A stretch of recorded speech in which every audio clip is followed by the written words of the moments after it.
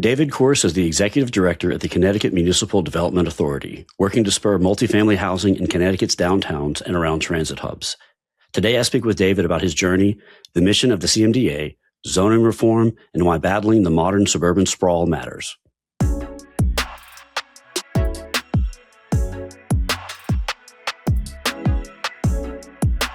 All right, David, thank you for joining me. Yeah, thanks for having me. Okay, so let's dive right into it. What is the Connecticut Municipal Development Authority? What's its mission, its goals?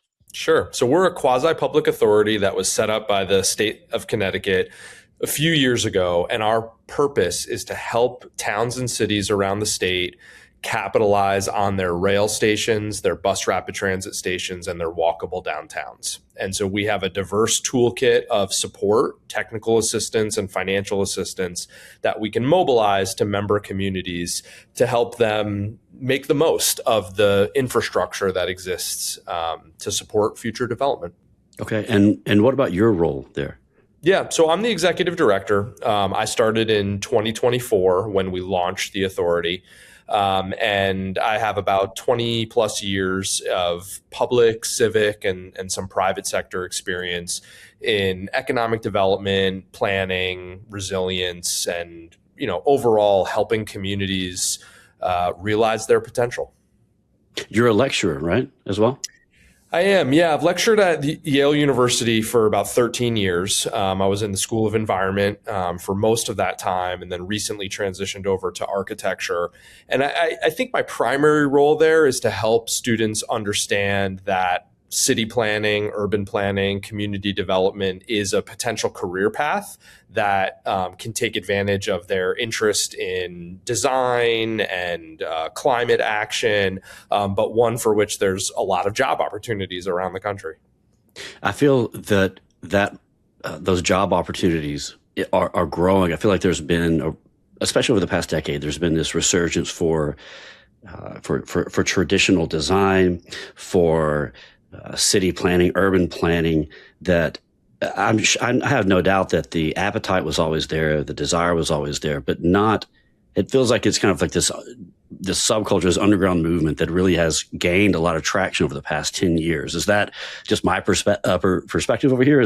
Do you see that or feel that? No, I see that as well. I mean, I think it's so often that, you speak to a group, oftentimes, students or adults, and there's this kind of aha moment where people realize like, oh yeah, communities don't just happen. There's actually people behind the scenes that are working on the different components. And I think, there was an era in the late 20th century where, we became very siloed in specializations, right? There was transportation, infrastructure, designers and engineers. There was, climate folks, open space, housing, et cetera. And I think the resurgence in kind of planning more generally is an acknowledgement that the world is increasingly complex. There's all these interdependencies, and it takes a more holistic approach.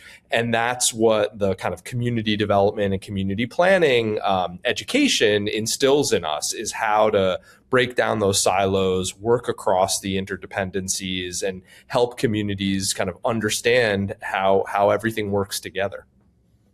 So what drew you into this sector? Like, what led you down this path? Is this something from my part of the world in the lending industry, and most of the people that I own in real estate? That's something that most people, they just kind of fall into it, and then you either make it or you don't make it. But what about yourself? This like a lifelong? Well, you had this as a career for quite some time, but is this something that you've pursued since you were in high school? And yeah, more or less. In high school, I caught the architecture bug, and so spent quite a few years in that design world, but realized it wasn't exactly for me. Shifted to archaeology, actually, and anthropology, and became incredibly fascinated about ancient settlement patterns and historic culture, and ultimately learned that those two interests could come together in city planning, and by helping communities design their settlement patterns and infrastructure into the future, it could have a profound impact on society going forward. Have you totally side question here, but have you read A Timeless Way of Building by Christopher Alexander? I have, absolutely. Okay, because some of the things that you're talking about, like, they kind of tickling, ringing that bell in the back of my brain. What kind of did that have much of an influence on you growing up? It did. Alexander is certainly one of those sort of seminal philosophers, right, of built form. There are others. Jane Jacobs, of course, is a common one in the planning world, but folks like Ed Bacon in Philadelphia and others, but Alexander, I think, does a phenomenal job, the best job, in putting our current moment in time within the broader arc of human history. And I think, we tend to lose the fact that the way that we've built for the last 50, 60 years is actually the anomaly rather than the norm. And there's 10,000 years of human settlement and infrastructure history that probably is a little bit better guidepost to the kinds of durable and resilient strategies that will have lasting value longer into the future. Yeah, I think that we've kind of confused or deluded ourselves into thinking that the way that in America, the way that we've built and expanded was done with purpose and utility in mind. And in reality, it was just because we had a lot of land we could plow over, and we just tricked ourselves that it was, that it was done that way for a reason. Right. Exactly. Okay. So this is a question that can take us down an infinite number of rabbit holes, which I'm on board to do. But I would really like to understand your perspective on this. Why do you think it's so important that we begin to battle or at least tame the urban sprawl? So one of the ways that I got to planning, from that sort of architecture, archaeology approach, was a desire to preserve the places that, should be left wild, right? Whether it's because I like hiking in the mountains or because I recognize that, our food has to come from agricultural fields, or that our clean water depends on, successful ecologically, clean watersheds. And ultimately, I realized if we're going to protect all that, we need to create a draw someplace else, right? People have to want to be in more compact places as a way to protect the rest of the landscape. And so, it's not so much as kind of preventing sprawl as it is creating drivers and attractors that make people want to be in places that are more compact than sprawl. And I think I've seen it, over the last even just 20 years, there's clearly a shifting demand out there in society, right? There's clearly a desire to want to be in the outdoor piazza with the restaurants and dining. There's a desire to be in places where you have a likelihood to interact with friends and prospective spouses and, work partners and entrepreneurs that can help kind of build your idea. And so, a lot of the anchor of what we do is to try and create those spaces that will be the attractors around which we can develop. And then that in and of itself creates an alternative to sprawl, such that the agricultural land, the ecological land, the recreational land remains intact.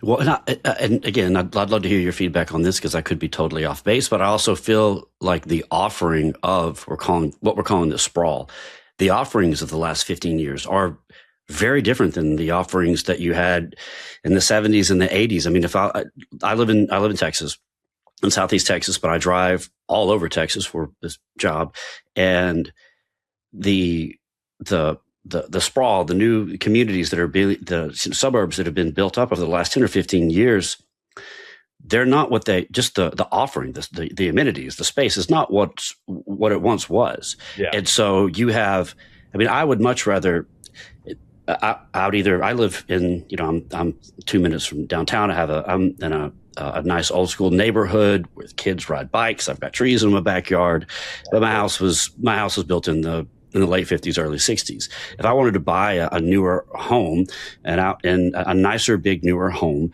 I'm going to be living with a yard that's about 5 feet by 5 feet and a privacy fence and a 2,500 square foot home, but there's nothing to do. And the attraction I feel like of moving out was that you had space. It ties into the kind of American individualist ideology, but that's not even a real thing anymore. So I feel like you have people moving out into these modern suburbs that are they end up being far more isolated than they ever would be, and having actually less space. Like I would rather live in a planned community like what you're working towards, that has a playground area or play area for the kids, that has a communal park and garden, and has all of these. That would offer me far more space than just living 20 minutes outside of the city with a nothing backyard that I couldn't even fit a lawnmower in, and just being stuck in my house all day staring at the wall. There's a constant balance between public and private realm, right? And I think there was a period there when we think about sort of the congested urban core where people had a lot of public realm that they could share, but very, very, very little private space. Then we went to the other end of the extreme where people got significant private space, big house and the yard, and no public space to really speak of. And I think what you're pointing to is kind of the worst of both worlds, where you can have a development that has neither a public realm, nor does it have adequate private space, and you end up kind of losing out on both. And I think we've seen it consistently. National Association of Realtors, other entities that survey folks across the country, and there is increasingly a recognition that we need to find that balance. Yes, people need the home office as they work from home. Yes, people want a little bit of private outdoor space where they can kind of recreate in privacy. But that can't happen at the expense of having the places where you can gather as the community, whether it's the playground or the playing field or the piazza, or the shopping street. We have to find a way to be able to do both, and sort of this, what I would call true urbanism, or kind of a modification of new urbanism that's focused in historic downtowns or recreating comparable, organized around a regional transit network, really provides that opportunity. So you've described the CMDA previously as helping towns become, let me get the quote right, helping towns become the next best version of themselves through walkable transit growth, and a number of other benefits. What do you look at in the next 10, 15 years, looking out? What does success look like on the ground for Connecticut and for your organization? Sure. So, I look at it from both the perspective of kind of the resident and from the physical environment. So I think first it's important to put ourselves in the shoes of, a resident of Connecticut 10 to 15 years from now.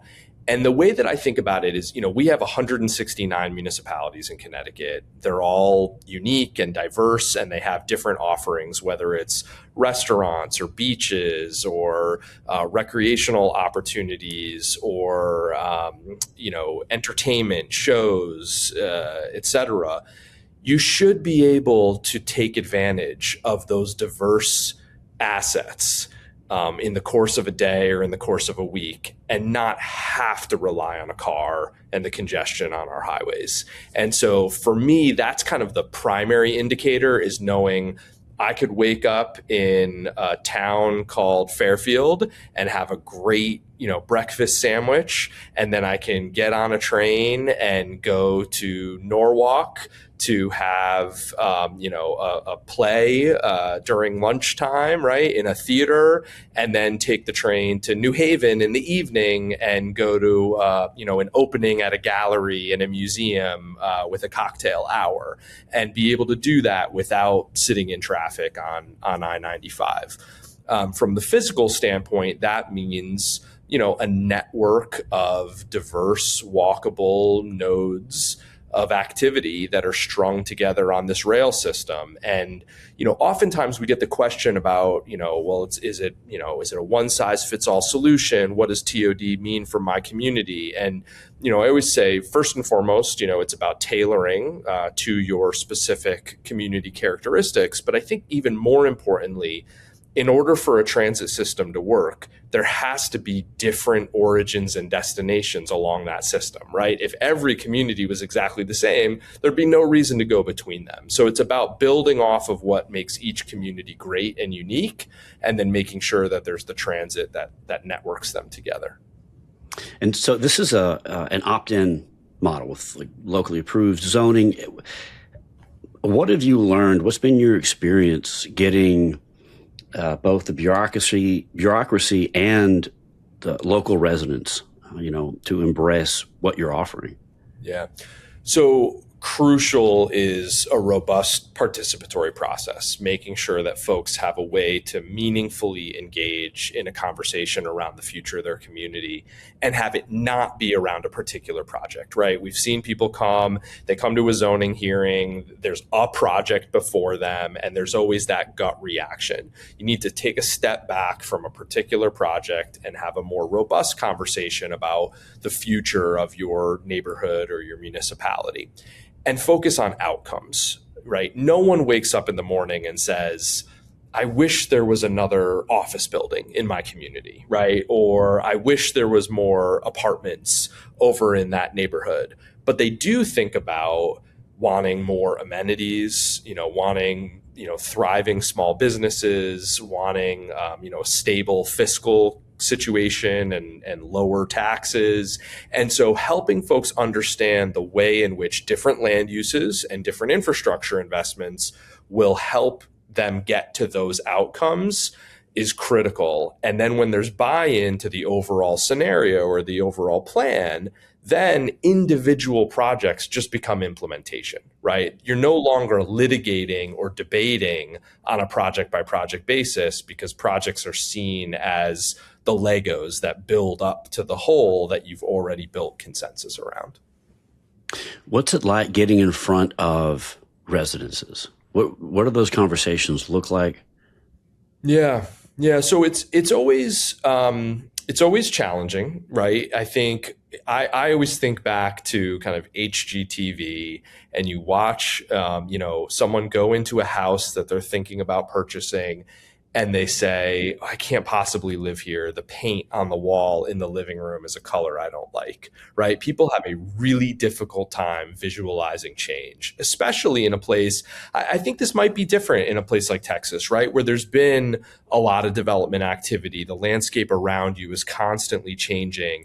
In the Northeast, we haven't had that for the last 40, 50 years. And so you end up getting stuck in a mindset that the way things are the way they've always been and the way that they will always be. And so that's a long way of saying kind of getting folks to understand that things will change. They may change out of their control. And so it's better to anticipate the ways in which they might change and the ways in which you want them to change for the outcomes you desire, and then put yourself and your neighbors and peers in the driver's seat of guiding that change. There's never going to be 100% certainty, but I think planning, demonstrates a mechanism to understand kind of the range of futures and mitigate the risk against the ones that you want least, and prod towards the ones that you want most. And that helps identify the near-term decisions that have the greatest likelihood of putting you and your community on the path that gets you to where you want to go.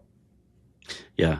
I'm sure the appetites are different, where you're at versus here in Texas. But again, this could be just my anecdotal, but it's been, I feel this way, but most of the people that I talk to about this kind of stuff, the constant change that you're talking about in the development here, again, in past years, it's led to a change of the same. Everything is just the same. Yeah. Every 10 miles, there's a box store serving like some slop bowl all in one thing, and then there's an Exxon and a Shell across it's forever.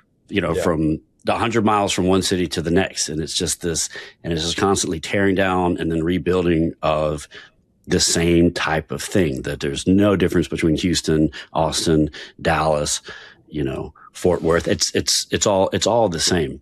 Yeah. And I think that there's, here at least, I think people are, they're tired of it, because it leads to this feeling of I don't know, lack of purpose, a lack of meaning, which actually that ties into something I wanted to ask you. A lot of the conversations that I have within the mortgage and the real estate space are all tied to AI and how AI is transforming the industry, AI is transforming the world. It's larger conversations about how differently jobs are going to look in the next 10 years. And so if we look, which it's no one has a crystal ball. It's impossible to predict, but 10, 15 years down the road, with the rise of AI and the way that that's going to supposedly reshape the workforce, do you feel like your project and having a more planned approach to developing these communities is going to be even more relevant, considering how vast and how radically our culture and our society and just work environment is going to be changing in the next 10 to 15 years? Yeah. That's a great question, right? And as you said, there's a ton of uncertainty, and it's incredibly difficult to predict. But I do think we have a long enough history where there have been these various shocks or changes, and we know a little bit about what it takes to make communities resilient to those changes. And I always give the example of, places in Manhattan, Soho in particular, where the building stock was, designed for, multi-level manufacturing, and then it evolved into, artist loft, and then it evolved into high-end condos, and maybe some of the buildings are now, tech office space. And that same building was able to weather these dramatic shifts in demand and in technology and in kind of employment, because they were resilient. And, we then kind of shifted where buildings were very kind of one-off and designed to be, not to be durable, but designed to be obsolete. And so that's a long way of saying, I think by deliberately engaging communities in a conversation about the future, putting the strategies in place to again, kind of mitigate against some risk, put us on certain desire lines, but importantly, kind of build on what has made that place valuable for generations, and kind of expand that into the future with a unique strategy for what makes that place great, is inevitably going to be more resilient to the uncertainty that we face, whether it's from AI or from climate change or from any number of factors that have the potential to create dramatic shifts in the near term. Okay, so let me ask you this. How do you feel climate risks have influenced just this sector in general, right? Your world from the time that you started to now? Yeah. So I think in a couple different ways. One, we're in a coastal environment here in the Northeast and in Connecticut, and I think we're not quite there, but we're getting to the point where there's been a frequency of storm impact that, a single homeowner has experienced it multiple times within a mortgage term, that there's starting to be an internalization that these are patterns that are trending in a certain direction and are likely here to stay. And so we're starting to see some shift, away from the riverine corridors, away from the coastline, but not entirely, right? There are still a lot of wealthy folks that are happy to kind of take that risk. But it is spurring a conversation where we, as the public sector in particular, have to frankly come to terms with the fact that we're not going to be able to create resilience in every neighborhood that we have built out over the last couple hundred years. And so we're going to have to pick and choose. And it's those that have a critical mass of critical infrastructure, a critical mass of population, where it's justified to invest in the infrastructure to create longer term resilience. And those happen to oftentimes overlap with the places that are also less automobile dependent and less contributing to the emissions that are creating the challenge in the first place. Right. Forgive me, because this is not my area of expertise. As you could probably tell, me fumbling around with a few questions. I dip my toes in these waters, but I'm not an expert at all. Whenever you're working with the zoning commissions and the cities and the people in the community, have you developed your own methodology, your own best practices, or is there from your academic training, is there a kind of a standard or industry standard best practices that you followed, modified? How does that checklist for you work when you're checking all these boxes to get through the through line here? Yeah, great question. I think first and foremost, the best practices are constantly evolving, and there's a great network of folks that are in this field, whether it's through the American Planning Association or even Urban Land Institute and others that are constantly kind of sharing what worked and what didn't work and refining the methodology. But there are definitely some things, and I guess I should say on that regard, right, digital and like how we host meetings and how we engage with folks, that's ever changing. But there are definitely some things that kind of reign true. And I think, a couple of them, just to kind of give examples, are, starting meetings, reminding folks of kind of what conversations came before, how things have changed since you were last together. So for example, you come into a meeting in a community, and undoubtedly some of the people that have in the room have been in conversations like that before, right? And the last thing that they want to hear is, we're starting from scratch. It's like we've never been in this room together before. And the time that you spent on that last effort was wasted, right? So the first thing you always want to do is say, listen, we know you've all been in this conversation before. We know that there's been plans or ideas or strategies that have resulted from those past conversations. And this is how we're taking that as a starting point. Right. And then you share ideas. There's a lot of conversation. There's a lot of back and forth. Communities kind of, express some of their objectives and their goals. And then you come back at the next meeting and you have to say, we heard your ideas last time. We've taken them back. We've run some analysis. We've run some quantitative, assessment of certain them. Here's two that we're not going to talk about going forward. And this is why. They've been determined to be infeasible. But here's the 5 that you came up with that are absolutely still on the table. And we're going to keep using those going forward. And so it's a way of saying, demonstrating to folks that they're there for a reason and there's value in their input. The worst thing that you can do is, have folks come to a meeting, put a bunch of sticky notes up on a map, and then they have no idea whatever happens with that. Right? As far as they're concerned, that went off into some black box, and the consultants are doing this other thing, and you have no idea how those are related to the ideas that you came up with before. And so, and then the final piece that I'd say, and there's a lot more to say about this, but I have the benefit of having had a master's degree in urban planning. And there's a lot that I learned through that about quantitative and qualitative analysis and how these different factors interplay, and environment and transportation, et cetera. When I work with the community, I see my first objective as giving them as much of that education as I had the benefit of getting myself, right? I want to prepare folks to analyze the challenges and the opportunities in the same way that I've been given the tools to do, so that they become active participants in the process. And one of my most successful moments was at a workshop around coastal resilience and stormwater management.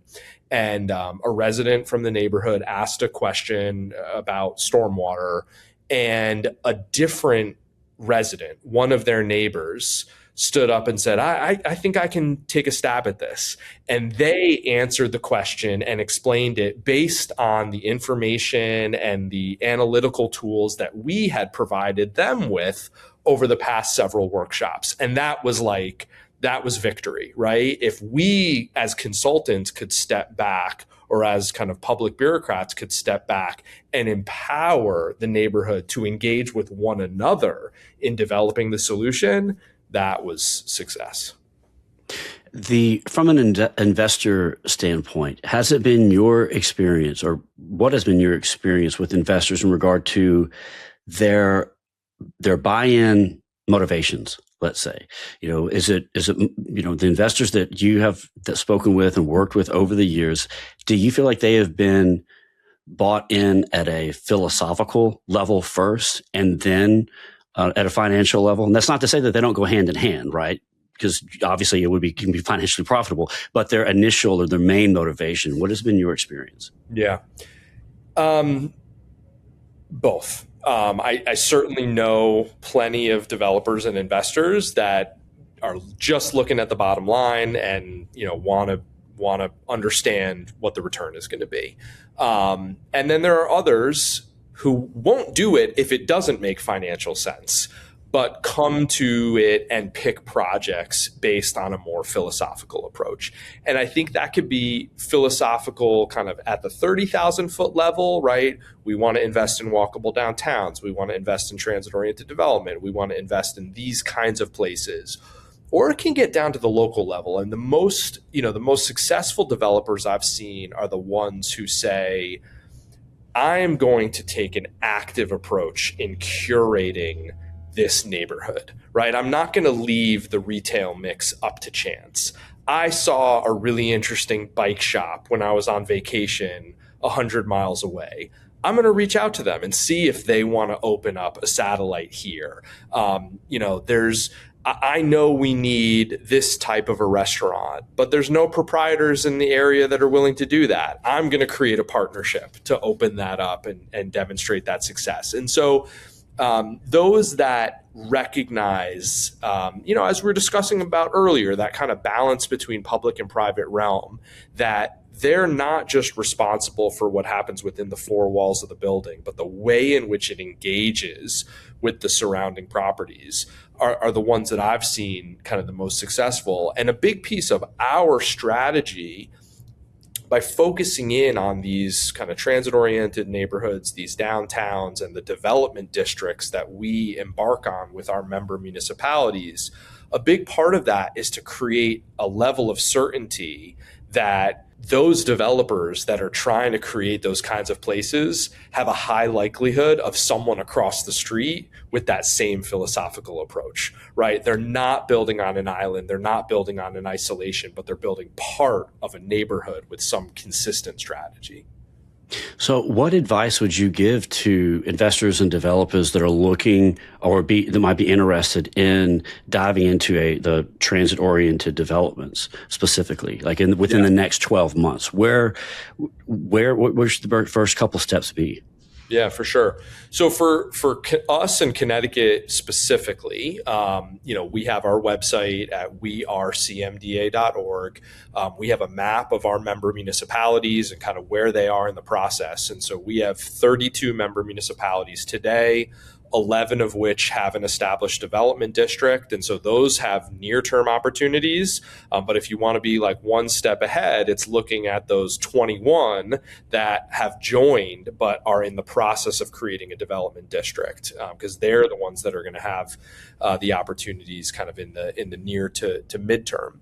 more generally, for folks that are thinking about kind of TOD and downtown infill, much like we were just talking about, I think it's understanding that your building is not an island, right? And approaching it with the philosophy that your city building, right? Your neighborhood building, you're building a piece of a larger puzzle. I referenced Legos earlier, right? Each building, right? Not every building needs to be kind of this standout masterpiece. A lot of buildings are kind of background buildings, but it's what they add up to that creates the greater value. And kind of viewing your project as part of that bigger whole is absolutely crucial. Excellent. All right, David, thank you so much for sharing your time and your knowledge with us. We really appreciate it. Yeah, really happy to be here.